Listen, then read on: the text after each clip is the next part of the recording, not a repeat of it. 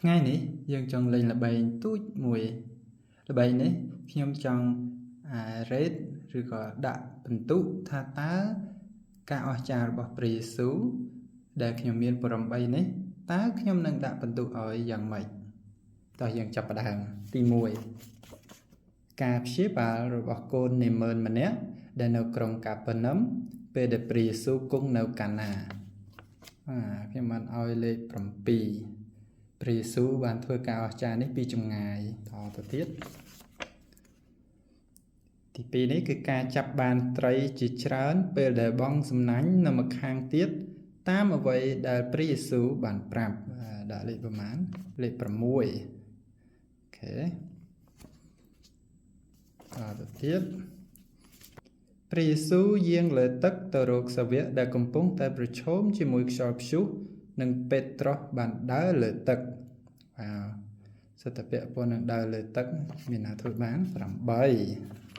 ខេតទៀតលោកពេត្រុសនៅស្ទូច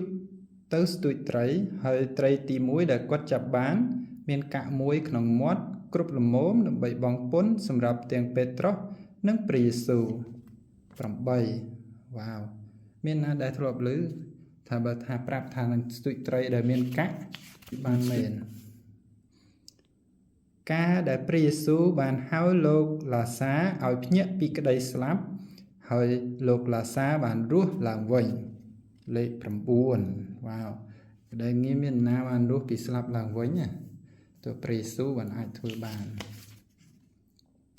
ការរស់ឡើងវិញរបស់ព្រះយេស៊ូវនៅព្រឹកថ្ងៃទី1នៃសប្តាហ៍គឺនៅថ្ងៃអាទិត្យដោយមានទេវតាដ៏ចែងចាំងបានមករុញថ្មចេញហើយហៅព្រះយេស៊ូវឲ្យចេញតែម្ដង10វ៉ាវលេខធំហ្នឹងព្រះយេស៊ូវព្យាបាលបរិសស្លាប់ដៃស្លាប់ជើងម្នាក់ដែលមិត្តរបស់គេបានចុះប្រហោងនឹងដំបូលរួចសម្រូតមិត្តចូលទៅក្នុងផ្ទះប្រហែលនេះបាន5ហើយចុងក្រោយរបស់យើងនៅថ្ងៃនេះ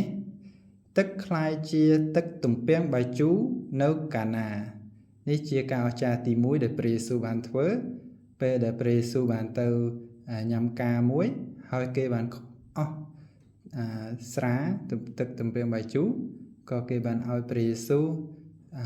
ដោះស្រាយបញ្ហានោះព្រះយេស៊ូវបានធ្វើទឹកធម្មតាឲ្យคล้ายទៅជាទឹកទំពាំងបាយជូរ8អានេះយើងធ្វើនៅលើអ៊ីនធឺណិតនៅក្នុងវីដេអូស្រួលប្រឡប់បានតែជាក់ស្ដែងធ្វើមិនកើតទេចឹងនោះហើយជាការអស្ចារ្យទាំង8ដែលខ្ញុំបានមាននៅថ្ងៃនេះហើយពិតមែនការអស្ចារ្យទាំងអស់គឺជាការអស្ចារ្យគួរតែមានលេខខ្ពស់សូមអរគុណដែលបានតាមដាន